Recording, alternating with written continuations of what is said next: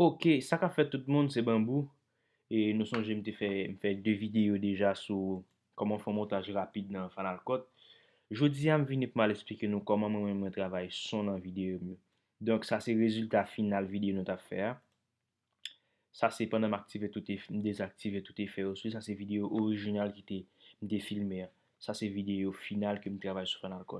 Donc si mettez sous grand écran pour nous ouais, ça c'est vidéo originale qui sorti sur caméra.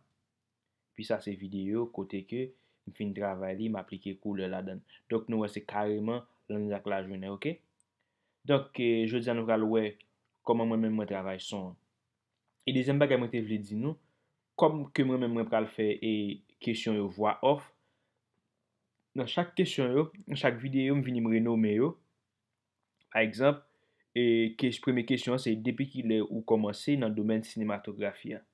Donc question m'écrit donc les map travail voix off là dans l'autre logiciel, m'a mette voix à voix pas me côté m'a poser question.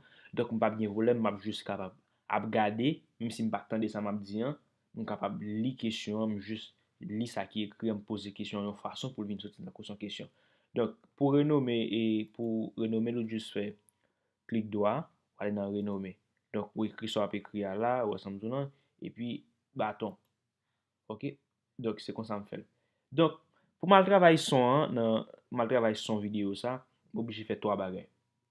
Premièrement, obligé exporter et vidéo en XML, montage en XML. Deuxièmement, obligé passer dans et DaVinci Resolve et puis finalement malin importer dans Adobe Premiere Pro. Ça fait obligé faire ça parce que XML que Final Cut sorti Adobe Premiere Pro pas reconnaître. Donc pour que Adobe reconnaisse lui, obligé passer sur DaVinci Resolve qui pourra permettre moi à importer dans Adobe Premiere Pro avec un format XML que Adobe Premiere Pro lui reconnaître. Donc et qui ça me dit nous encore? Donc nous allons exporter film nous nous avons un fichier sur Final Cut, nous avons un fichier, nous fait exporter XML.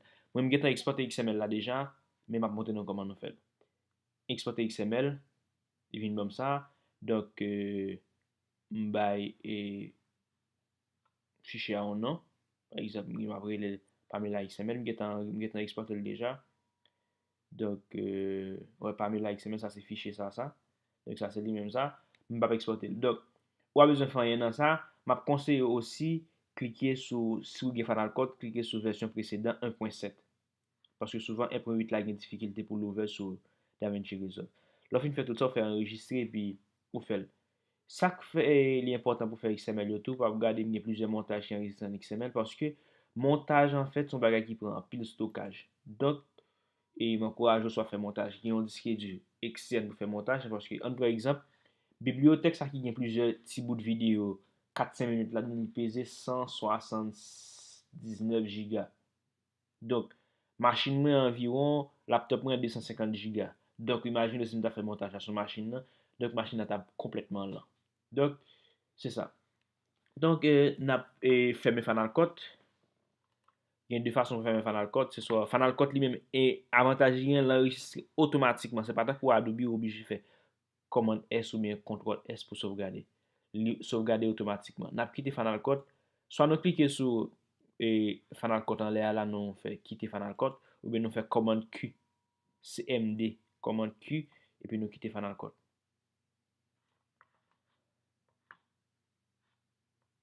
OK, Final Cut quitté, quand là nous venons ouvrir DaVinci Resolve. DaVinci Resolve sont l'autre logiciel qui est très puissant.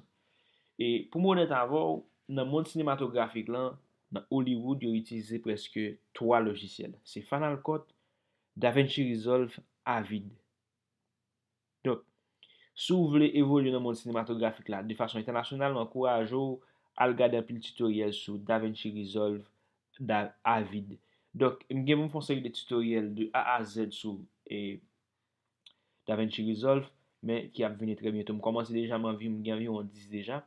Donc, on ouvre ça sans plus tarder. On a ouvert DaVinci Resolve. Donc, DaVinci Resolve vient nous comme ça. Et puis, on vient là.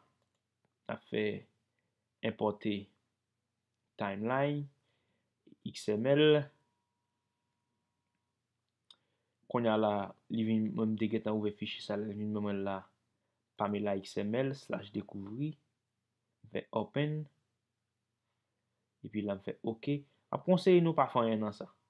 Pi devan ke nou ka toujou fon balan, si nou son konese nan DaVinci Resolve, men si nan juste fè sa ma fè la transfer vers Adobe Premiere Pro, pa fanyen la dan. Fè OK.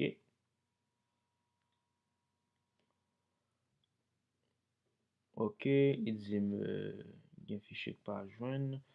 Fè no, se fichier m kon kote yo e. OK.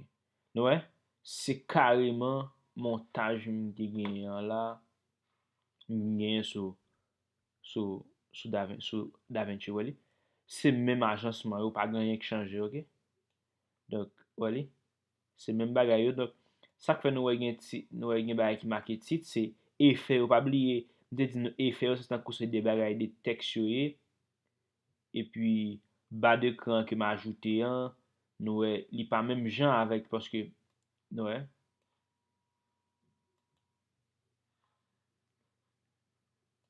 ok, m dezaktive mixer an, dok, ba de kran li pa menm jan avèk,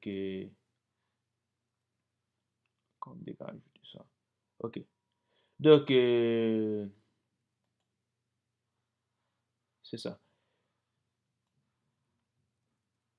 nou wè, se menm montajan, dok, gen bagay ki chanje, paske son lot logiciel diferent, ti ki yo pa menm bagay lan, dok, sa tou ba de kran ki rete normal, e sa nou wè li vin chanje paske m son lot logiciel, fòm ta fel mi, fòm ta desen sa, dok, e ba bezwen tout sa, se jist yon transisyon, sa son transisyon, ke m itilize pou m kapab pote filmran nan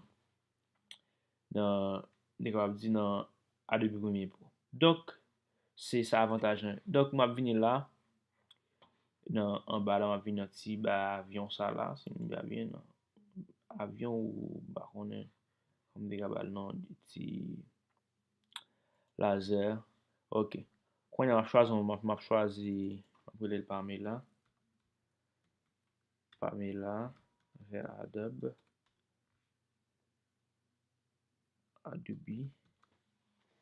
m ap chwazi kote m ap metel nan, d'habitude mwen,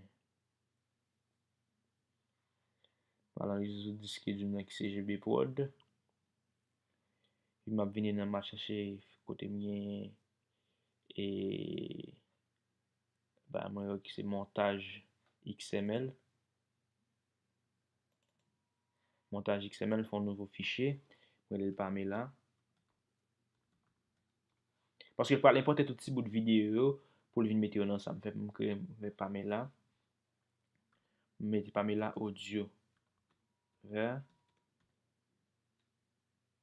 Adobe, ok, m fè kreye, m fè save, e pi, la m fè add, jèm zè se ba fon kou, DaVinci se jist montre nou transit, e sa m fè mwen men, m fè start render.